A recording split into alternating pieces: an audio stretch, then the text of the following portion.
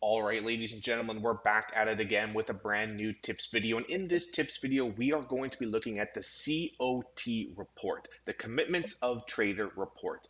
This is a report that comes out once a week and it lets you know where the banks and institutions, where the big money is positioned at. Are they increasing their positions or decreasing the positions, which will then move the market? This is very valuable information if you are a supply and demand trader. I have my friend Kevin with me. He runs a YouTube channel called White Oak Trading, and he is the guy that I wanted to go to when it comes to explaining how to use the COT reports. We break it all down. It's a long video, but it's full of information. If you guys want more on the COT reports, we will place the link down below in the description. And if you want to watch his YouTube channel, I will put that also in the description as well. If you want to learn more about the supply and demand methodology, you can check out my YouTube channel or you can sign up for the free little mini course where I break down the whole methodology for you. Besides that, guys, I'm going to let you guys go. Enjoy the video. Like, comment, subscribe, and if you have any questions, let me know. All right? Cheers. If you had to explain to somebody brand new what is a COT report? Well, the CFTC collects data from some of the largest trading firms in the world. If they trade a certain size, that they have to report their positions. So since we are trading against the biggest institutions in the world, it's we have a vested interest in knowing what the positions are being held by the big banks. So so every Friday they come out and they release the data that was recorded to them and reported to them on Tuesday of that week.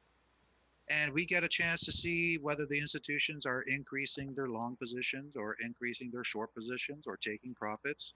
And this plays a vital role for us to understand whether or not we should be looking to enter into long trades or short trades. So it's basically playing poker with somebody and being able to see their cards. Hmm. That's the way I look at it. That's why it's very important for me to use it, because what I'm trying to do when I'm trading supply and demand is trying to determine if I completely understand what the banks are doing with price. And so for me to really understand what they're doing with price, I have to look at all the time frames to determine what zones price is reacting from, and based on those zones that are being contacted, where price is likely going to go.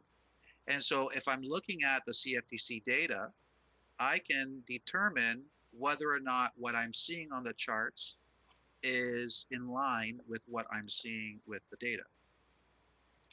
So just by getting the data is not very helpful, because if you just look at the data, I mean, this is the website that I get it from, cftc.gov.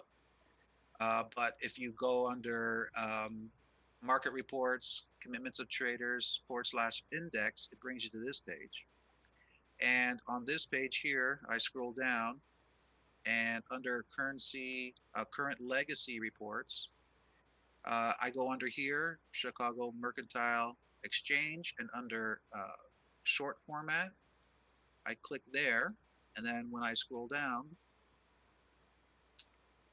you can see all the different assets there, cheese, Russian ruble, and then I start here, Canadian dollar. So, how do And you, so yeah, non-commercial, yeah, sorry, go on. Yeah, you're going to yeah, explain to me how this stuff works. Yeah. yeah. So here's the thing. So what I've learned is everything in every piece of education that's out there that's meant for retail traders is usually really bad information.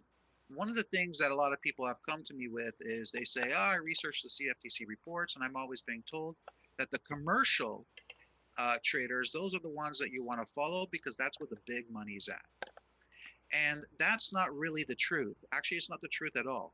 They are the big players, but when you understand who commercial are, then you'll realize that they're not the ones that are speculating on the markets going up and wanting to enter into long positions if they believe the markets are going up.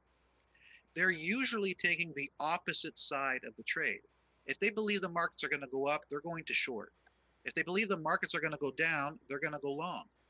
And it doesn't make any sense when you think about that, because they're speculators. But the reason why they're doing that is because they're trying to hedge some real assets that either companies that they trade on behalf of hold, or assets that they actually hold.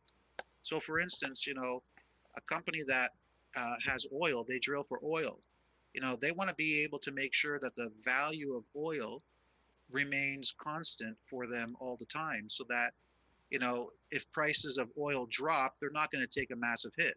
So if prices of oil drop, they want to maintain some kind of level of certainty that if they lose in the real market, they're going to gain in the futures market. So what we want to focus on is non-commercial, because the non-commercial traders are the ones that are actually making money. They're buying when it goes up. All they're focused on is making money based on what the market does. Has nothing to do with real assets and trying to hedge against those real assets. Is So is non-commercial retail traders like you and I or Bilbo no, Baggins down the street? no, sir, no. Okay. They're the big banks. They're the big banks, the ones that are moving price. Okay, because when I read this, when I first read that non-commercial, I'm instantly thinking retail traders like you and I, Bilbo Baggins, the Mm-hmm. trader down the street. And I thought commercial is like big banks and stuff like that. No, no, it Okay. doesn't work that way. Non-commercials, the big banks, and commercials, big industry that is looking to hedge. So, you got a lot of companies, right, where they have a head office in the States, but they got other locations in different places. And if the euro drops in value, they don't want it to, be less when they exchange US dollars into euros. They want it to be the same. So if the euro goes up, same thing. They don't want it to cost them more American dollars to change American into euros in order to pay their staff or pay their suppliers. They want it to be the same. So, um, but if they own euros, okay, if they actually have euros and the value of the euro goes down in the markets, they don't want to lose the value of those euros. So they're going to have positions in the markets as well. So they have both sides working for them. They have those that are speculating in the markets that they want to be in long if it goes up, and then you have the other guys, the commercials that are just focused on hedging, and they want to do the opposite. So if you follow the data for long enough, you'll realize that whenever an asset is about to go up in price, the commercials are going to add their short positions. And you look at non-commercials, when it's about to go up, they're adding long positions. It's always like that. So there's always been a big confusion between those two. But I'm directly always looking at non-commercial. Okay. So if you just grab the report and you look at the data like this, I mean, there's not much Which, you can get yeah, wrong. which numbers are you looking at? Because I don't really look at this too much, and there's a lot of numbers, and I look at these two numbers, long and short. okay. Those are the two main ones. That's it. So when I'm reading that, let's imagine I don't ever look at COT. I really, to be honest, I don't look at them too much. But Mm. when I'm seeing that non-commercial, it looks like a lot of them are long and they think it's going up. Am I correct? They got like 90,000 buys, 40,000 Yes. short. So this is future contracts, Canadian dollar. If you're trading US CAD, you have to understand that the US comes before CAD. Yeah. So if the Canadian dollar is going to get stronger, US CAD is going to drop. So yeah, The yeah. futures chart, if you look at it, when the Canadian dollar gets stronger, it actually goes up in value. So yeah, they're betting on it going lower. US CAD going lower. Yeah, Yeah, and so the dollar gaining strength or the Canadian dollar gaining strength. gaining strength, US dollar getting weaker. Yeah. Okay. But when I first started looking at the data, I said, okay, this is great. I can see that they have more longs and shorts, but that doesn't necessarily mean it's going to drop in price. Because, if somebody told me, hey, you know, last week they had 100,000 contracts long, but now it's only 89, now you'd start to have, you'd be able to see the context of where this 89,000 is positioned. It's less than what it was the previous week, So they're trying to which dump their position. Yeah. they're trying to dump their position. So I wouldn't want to necessarily get in long if they're dumping their positions. But a lot of traders, what they do is they come and they look at the data and they're like, oh, longs are more than shorts, so I want to go long. No, you don't want to do that. So when I started thinking about putting things into context, I said, well, listen, the only way I'm going to know what's truly going on is if I take this data week after week after week after week and I plot it on a spreadsheet. That's going to be the only way. Mm. So if I plot it on the spreadsheet every single week, then I can see, all right, so for instance, euro, long positions are 237,000. Last week was 236. The week prior, 232, 223, 206, 200. So since the end of April or Which number are since you looking at? mid-April, Sorry, they've you been got so many damn numbers up here. right here, right? The first column, Okay, June 1st. I'm looking at these Okay. numbers. Yeah. This is the latest set of data. So we got all the dates here, starting January and up until the last time they recorded their data. So I'm looking at non-commercial and I'm looking at their longs. Mm. And then after that, I look at non-commercial and I'm looking at their shorts. So I'm comparing, all right, what have they been doing with their long positions? They're increasing their long positions. So obviously that is what's going to cause price to rally. But at the same time, what are they doing with their shorts? Are they closing off shorts? Are they adding off shorts? And based on what they're doing, I'm trying to figure out what is likely going to happen based on what I am making out from the data. So I started plotting the data on the spreadsheets so I can, see what is taking place, whether they're increasing, decreasing, and then I match it up with the supply and demand that's on the charts. And I try to figure out, okay, are they using this supply because they're going to take profits on longs? And then they're going to fill in short positions and drop price hard? Or are they going to take some profits on longs, let it drop down a little bit, and then they're going to start accumulating more longs to push price higher? So that is what I'm trying to do every week when I collect the data, is go through this process of determining what they're trying to do based on what I'm seeing with their positions. Interesting. Very interesting. Now, do you think this is most likely for higher time frame swing trading because you can't do this on like a 5 minute time frame or, 1 hour. Well, that's the thing. A lot of people ask me that because they're saying, well, the data comes out every week. So the thing is, when we're doing multiple time frame analysis, we're trying to find out the path that price is going to take from one price to the next price. And the way that it's going to move from one price to the next price, let's say we're looking at, uh, let's say a monthly chart, okay, of the euro. And we see that price starts off very low and it's moving high. Price was down here and it moved up to here. We're trying to determine what's the next move in price. So if we think that over the longer term, price is going to go up, let's say to the 130s, okay? There's going to be a path that price is going to take to get up there. It's not just going to move straight up. It's not going to do that. It's going to move up. It's going to hit some supply. It's going to drop. It's going to hit some demand. It's going to move back up. There's going to be a complicated way that price gets up there. For us, if we want to take a day trade, we have to time our entries very, very well. We're looking for smaller time frame supply and demand zones that we could take trades off of, but we're not looking for just like a one-to-one move or two-to-one. We're trying to get in and it move a lot based off of a small zone, meaning small risk, but the upside potential is big. The only way to really find this path is to combine what we're seeing on the multiple time frames, and then the data will help place us where in this storyline price currently is. So for instance, we see that, on the euro, um, they were adding longs, getting to 237,000. But over the last few weeks, shorts have been a little bit more aggressive than usual. And we know that because the coloration of the cells, I've coded it in such a way that as the numbers increase, the coloration of the cells become more and more red, meaning that the positions are becoming more and more aggressive. And there's reasons why I want to know if they're becoming aggressive, because based on the context of where price is on the charts, if they're becoming very aggressive with shorts and they're at supply, I know they're likely going to push price down pretty hard from that supply area. If they're getting very aggressive with long positions and we're approaching supply, I know they're likely going to use that supply zone to start taking profits on their long positions. So I always like to combine what I see with the data and look on the charts to see what does that represent to me.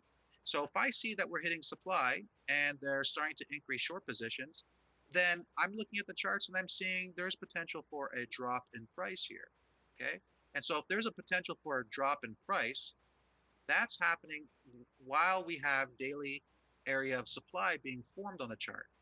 So now that I have a daily area of supply being formed on the chart, I can start tuning into a smaller time frame to look for those really, really nice entries that we would usually have a hard time finding unless we had a very specific reason to be taking a trade off of a smaller time frame. Because it's like a needle in a haystack. If you don't know where price is going to go with some degree of certainty, then taking a trade off of a small 1 hour zone, you got to be darn lucky. Because if you're going to short at a 1 hour supply zone and prices reacting from a daily demand zone, guess what? That 4 hour supply zone is not going to hold because the amount of pressure that's going to come up from this daily area of demand, it's going to blast through that 1 hour supply zone. So we need to time the movements in such a way that we know it's going to move in one direction. Supply and demand is dictating that. But not only that, we look at the COT data and we know where in the storyline price currently is based on what they're doing with their positions. So their positions, they're increasing shorts, we're hitting supply. It's very likely the euro is going to drop. Hmm. So once price contacts, daily area of supply, for instance, daily is not a weekly. It's a pretty decent time frame, and then we can drop it down to a 1 hour chart and look for those specific entries that we can get involved in the market uh, to take a short position. So for here, we would have this area up here. It's not the greatest area of supply, but it is where we had a big drop from that daily area of supply. And, price comes up and then shifts momentum and then drops. So taking short positions with entries here and stop losses above that area was a high odds trade. And, it's a decent move to the downside. And why is that? Because supply and demand dictated it. And also we had the positions on the CFTC that was confirming that this is likely going to be the move that was going to take place. So you can definitely use the CFTC report for day trade. Mm. Yeah, I like how you mentioned that multiple time frame analysis, and I think you would agree on this that price moves. It's very fractal, as in it moves from smaller time frame to larger time frame. Would you agree with something Yeah, like that? So it has to yeah, turn from inside out, meaning the 1 minute is going to turn before the 5 minute. The 5 minute is going to turn exactly. before the 30, 30 before the hour before the four Right. hour, the daily before the weekly, right? Yeah, And when you start using multiple time frame analysis, I like how you said you did mention it's a stupid idea at selling in a 1 hour supply zone when you have price reacting off of a daily demand zone. You know what I mean?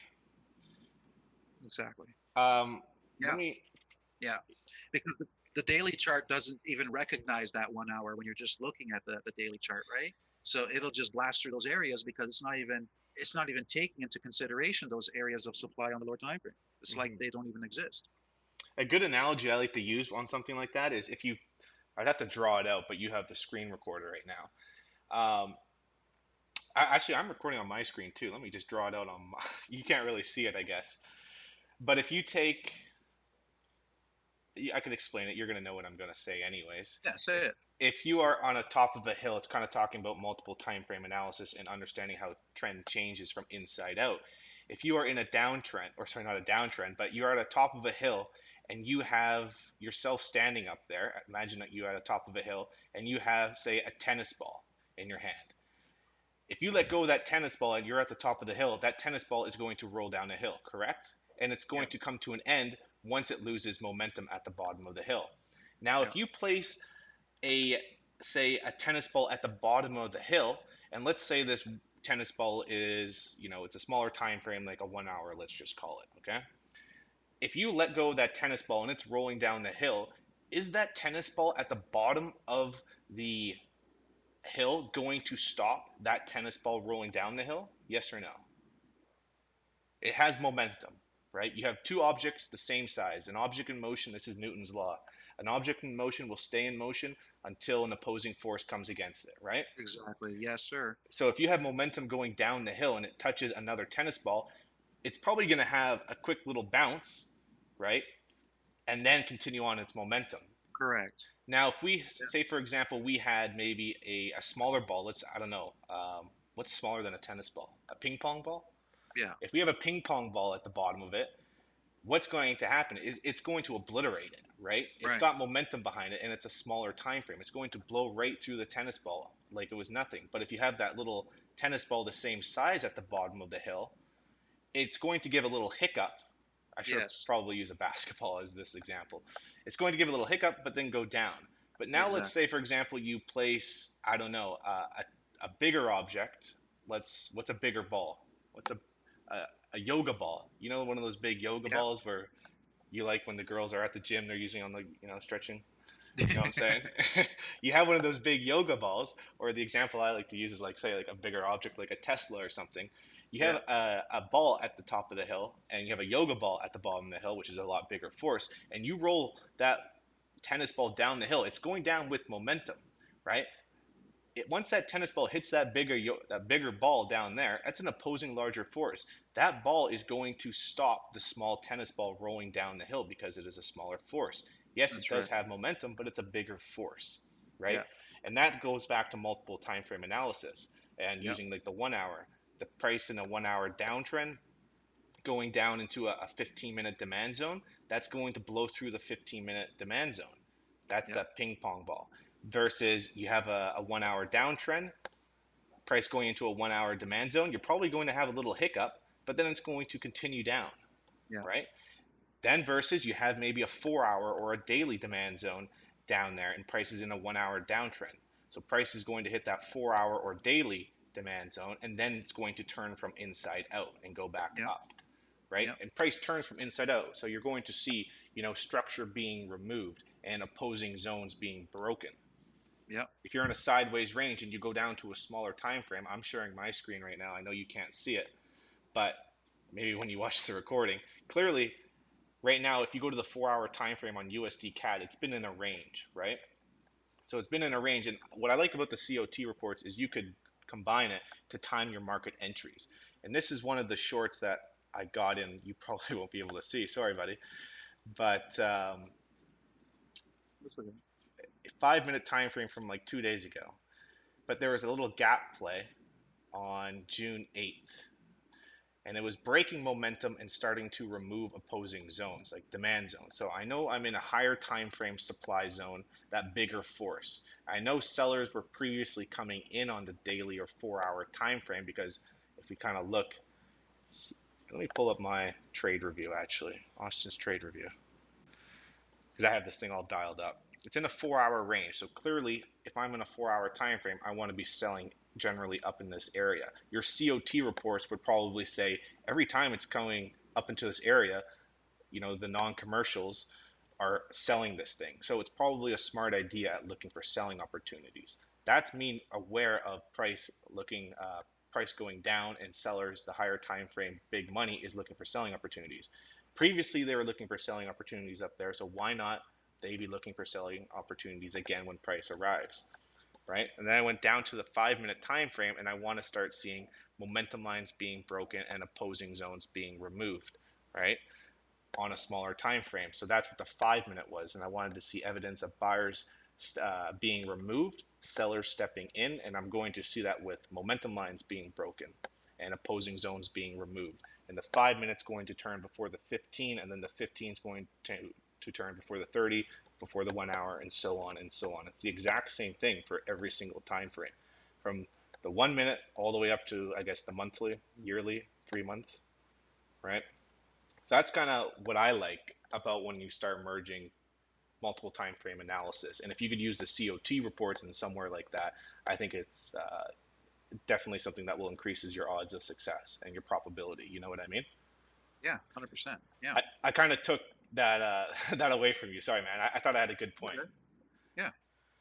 No, I like what you're saying about the Newton's law. I mean, I was scanning through your website and I noticed that you mentioned something about Newton's law, and I was like, "Oh, wow, that's cool." Because I remember, I don't know, I wrote a blog post a couple years back about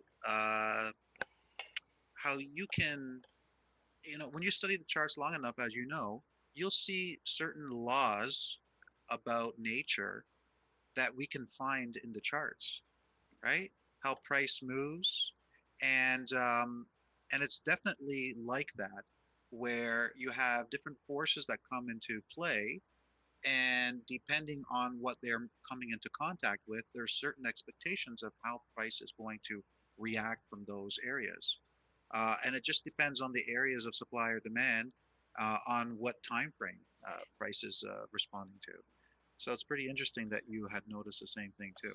Good for you, man. Yeah, now does that mean a 1 hour can't stop, or say a 15-minute demand zone can't stop a 1 hour downtrend? No, it could very easily do it. Yeah, But that's the mindset approach that I take. But over the long term, you know, that's how I view the markets, yeah. multiple time frame analysis. And one of the things that I've been mentioning too is like I like to look at the markets as if you picture two people playing tennis, right? You got one person on one side, one person on the other side. And let's imagine both people can only hit the ball with the same amount of force. If you have the wind blowing on the back of the person on the right and he hits the ball with the same amount of force as the other person would to return it, the ball is going to come at that person a lot stronger, right? Because not only are they hitting the ball, but they also got the wind blowing the ball at them. So it's very the markets are very much like that too. If you got like a major area of demand in play, like let's say price response to a monthly area of demand, that's like the ball being hit, and now you have the wind coming from that area. So if it moves up from a monthly demand, there's times where it'll drop from a weekly supply, but because the weekly supply has to hit the ball, it can only hit with the strength that it has, and it's going against the wind because the wind is blowing against that ball coming back, right? So you don't necessarily need the opposite force to push that ball back in the opposite direction, meaning a weekly demand zone. You wouldn't absolutely need a weekly demand zone to push that price back towards the weekly supply that just pushed it in the opposite direction, because you have the wind at your back, right? You already have a monthly area of demand that came into play. So many times, because the weekly supply can only push price with a certain amount of force, sometimes a daily demand zone will come into play. But because it hits with the only force it knows how is the daily demand zone force, the wind is at its back. So the price will come off of that area with a lot more strength than it would typically if it didn't have that wind blowing at its back. I like how we're sharing analogies. Yeah, yeah, it's pretty neat. um, Uh, so, is there anything else about the COT reports that we should know about? Or is that basically the baseline knowledge about them? yeah, so collecting the data and having it every week is extremely important because you want to compare the current data with previous data to see what's taken place. And another thing I like to do is I like to do some historical chart work where I will look at how many positions they have long and how many positions they have short. And I go back in price and I say, okay, they were 237,000 long right now and 128,000 short. Let's go through the data and see when's the last time price was at 237. Okay, and I'll scan back, a year or 2 years back, and I'll look at the numbers, and I'll find something where the positions were similar to what they are now, and I'll look at what happened on the charts when those positions were like that at that time. Mm. And a lot of times, what you'll find is an indication of what's likely going to come, because they're pretty much there's a very high degree chance that they're going to do the same thing that they did last time those positions were positioned the same way. Now, could you bring me through a trade review of something that you took, I don't know, in the last week, 2 weeks, month, and Uh, explain to me why you took it? Let me see. Do you have the COT Where, reports where, too you could show us? the my reports? The COT reports, yeah. Yeah. Yeah, so explain to me, well, first you were looking at the COT. If you had to explain somebody that's just learning about this reports and you're trying to explain to a bunch of people why you took this trade, the combination between the COT reports, how you read them, and then you went down to the charts and what were you looking at, break it down for 5 minutes. Okay. All right. So Euro Japanese yen, okay, was one chart that I took a trade off of because we were looking at the chart and we saw that when doing our analysis, oh, there comes the email in regards to the latest data. We were looking at our analysis and we saw that price was moving up quite aggressively. Let's see, it was late May, so let's take a look at the euro. Late May, what was happening with the euro? Price was at its highs, and U.S. dollar Japanese yen. There was something that we were looking at the U.S. dollar Japanese yen too. It was coming off the top end of this trend line. So we were looking at the euro data, okay, and we saw that they were increasing long positions, and their positions were such that there was a lot more room for them to be increasing their long positions. So that told us that there was likely going to be strength in the euro. So when we were looking at the euro Japanese yen, considering that we knew that there was likely going to be some strength, we had mapped out a daily area of demand right about here. We located this demand zone, and it had just removed the weekly supply, so it broke out, all the obstacles that would be required to allow price to continue to the upside. So it broke it through, and now it created a demand zone, and now price rallied up, consolidated, and it was just about to drop.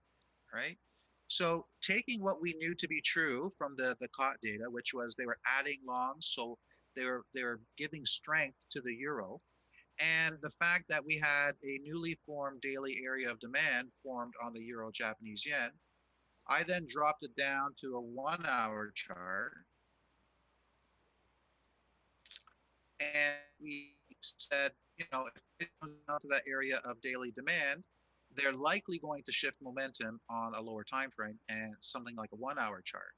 So what we were looking at this area here as it was being formed, okay? And we saw price was coming down, down, made a new low towards the area of demand, and we drew a trend line coming down like this, and we recognized that price came up and contacted this trend line. So it's obviously a trend line that was being drawn by shorter term traders who are looking at 1 hour charts. It came up, it respected it, and then it dropped down, and then it came back up again. And listen, price was hitting a daily demand zone. If price was going to head lower and break through that daily demand zone, then we would be seeing structures on the chart that would support a move to the downside. So if you have a descending trend line, it will typically react to that descending trend line, and you would see price action go like this, head lower, and break the daily area of demand. But that's not what took place. And we knew it was likely not going to take place. And the reason being, again, is you look at the COT data, they were supporting the euro, and there was no reason for this to continue going lower. So looking at the data, looking at the charts, we figured, well, if this trend line breaks, there's probably going to be a strong area of buying there from the banks. So we waited for this trend line to break, which it did. And then we see a very strong move to the upside.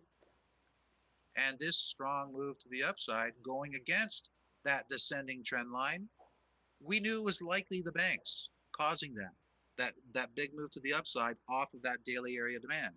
So I said, okay, if we get price to drop down to that area, we buy here, we stop loss down here with targets higher up. And so as you can see, price came down, hit that area of demand, and boom, it took off from there. Could we have a Straight up. look at the COT reports? Yeah. My version or the version from the website? Doesn't really matter. So Well, my so we could see the back in the time during that trade. back in May, yeah. So it was that trade it took place May 27th, and the data was just a couple of weeks ago. Longs were 236,000, and they went up from 232,000. Yeah, so And I see that. Circle that so people can see that. It went from 232 to 236, right? And that's what, 6,000 lots? Is that in lots? Is that correct? Yeah, each each one of those represents, I think, One I don't lot, know, or that's a lot. No, it's more than that. yeah, it'd be more than that. A million? Euro. No, it'd be a So it billion. I have no idea. says it here somewhere. Let me see. Contracts of euro, 125.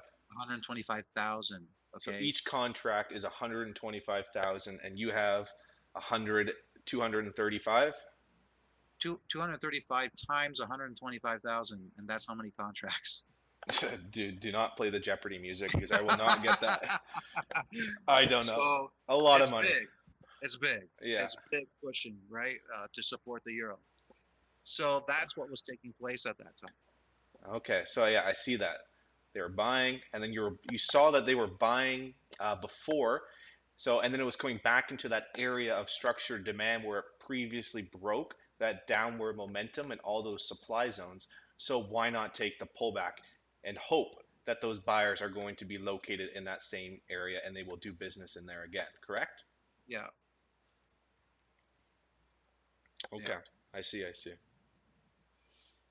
Is there anything else to that trade? Like when I see this, if I was going to implement this in my trading, the first thing that I'm doing, I think this would first come in handy regarding the higher time frames. I'd have to look at it and say like, okay, they are long 126 and now they just bought an extra now the longs are up to 132, right? So clearly they're buying. Okay, but where were they buying? Clearly in this area, and then do my top down analysis. Yeah. I would stick with the higher time frames first because to Yeah. be able to use the COT data to locate smaller time frames, it's not an easy thing. Yeah, It's not an easy definitely. thing. I would slow it down for me, and that's I think Yeah. anybody you're trying to learn a new system, or just maybe if somebody takes from this video, they can reach out to you and they want to learn more about COT reports. I think they're very important, and I'm trying to look into getting into them now and over the summertime, just to learn more about them because it's Yeah. interesting to know where these people are buying and selling, and if you can identify the exact areas, then you have a higher probability chance of making money on that trade. Now, yes, this is old information. You know, it's not brand new information. When they release those numbers, they are like a week old, right? Yeah. But if they saw value in it before, potentially, why shouldn't they see value in it again? And if you can read the tape, like you were saying at the beginning, where it's like, okay, they're not just buying, but what are they doing with their selling positions as well? Are they getting rid of their selling positions and they're adding to their buys? You know? Yeah. So Yeah. I think, one of the reasons why they delay is to give off the impression that it's old news, so it's not going to be worthy. But it's very, very powerful. It doesn't matter that it's 3 days. It could be a week and 2 weeks old. I'd still be able to gather information from it. And you have to remember that the data is recorded and reported on Tuesday, right? So whatever happens Tuesday, Wednesday, Thursday, and Friday is not it's not being reported in that information, and a lot of people don't realize that. So when the data comes out, they say, "Oh, look, they added a major amount to their long positions." Well, that's not what they did this week. That's what they did last week. mhm. So, it's like an indicator, right? An indicator is never going to tell you what's happening with price. It's just gathering information from the past and telling you based on what the past did what it's likely going to do. But it's not going to tell you what's going to happen to the future. The only way you're going to figure out what's going to happen into the future is doing the manual work, doing the supply and demand, the trend lines, locating your trends, and then using the data only to help you in determining whether or not your analysis is correct. There's times where we don't have certain trends in play and price can do just about anything. Be stuck in a range and we're trying to determine, are they using this range to take profits or are they going to start accumulating position? And those are the times where it's difficult to know based on looking at the chart.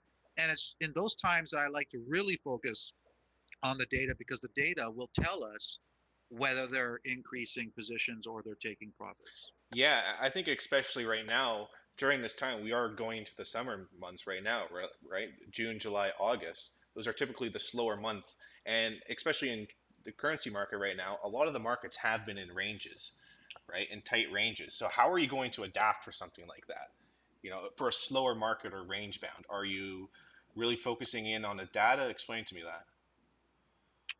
Well, I know the phase of the market right now. I know what it's doing, and I know the odds of trades working or not. So I like to sit on the sidelines when I know big moves have already been made. They've already increased their longs. I don't want to get involved in a euro when they've already been increasing their long positions from lower down in price. I want to wait until they exhaust price, start taking profits on those long positions, and then after price retraces and then starts getting into areas of demand, if I see that momentum is starting to shift to the upside and they're starting to reaccumulate long positions, then I will get involved in the market. But like you said, there's times where you don't want to get in because there's no strong trends, price is ranging, and it can do just about anything. So during those times, I like to just sit on my hands and wait until things clear up, and then when the data is telling me something very specific is happening, and my charts are telling me that it's a very good chance that price is going to move from a certain area, then I'll invest my money inside. Hmm. Really interesting. Do you think you could add any other notes or anything that you would like to tell other people about this? If they want to What learn else? anything about the methodology, COT, I'm showing your YouTube right now. It's what is it? What is it? White Oak?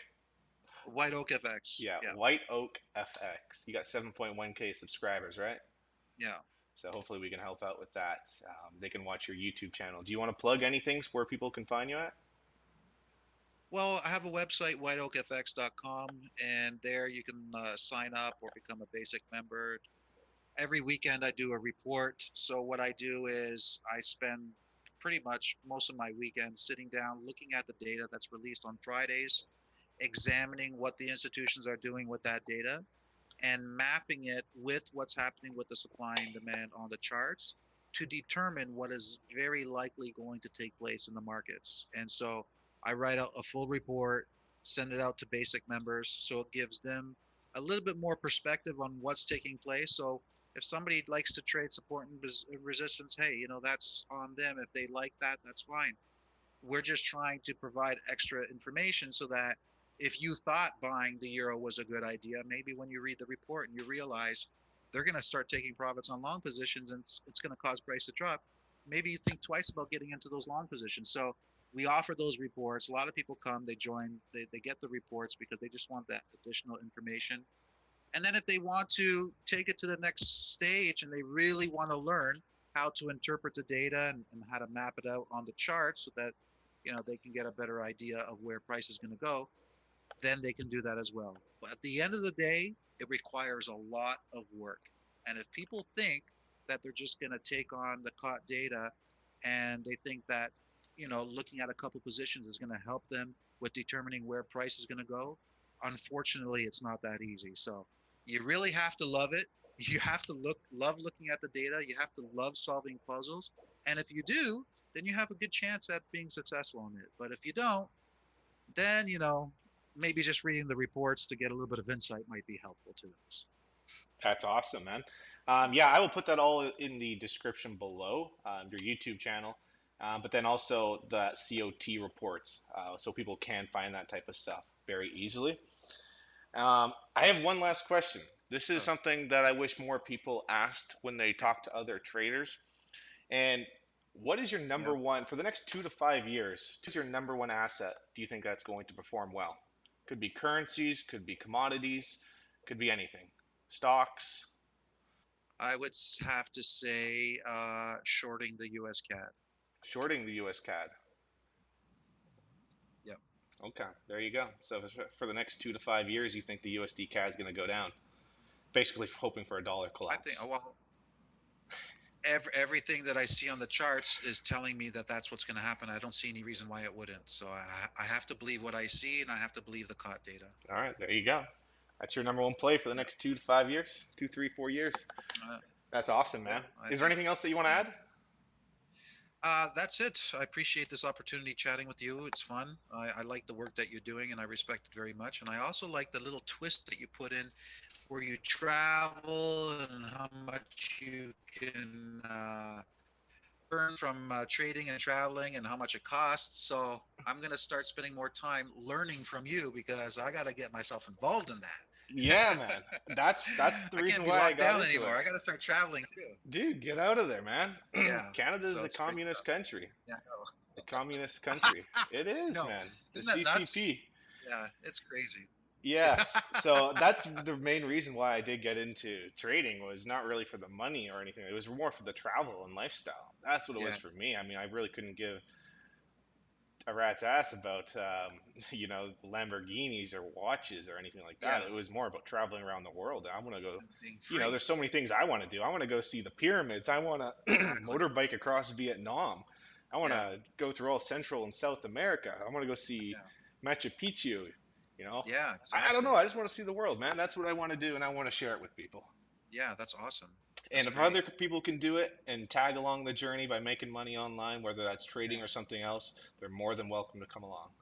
yeah, it's good stuff. You're doing good work. I really like it. All right, thank you so much. And if you guys appreciate this video, like, comment, subscribe, and we will catch you guys later. All right, cheers.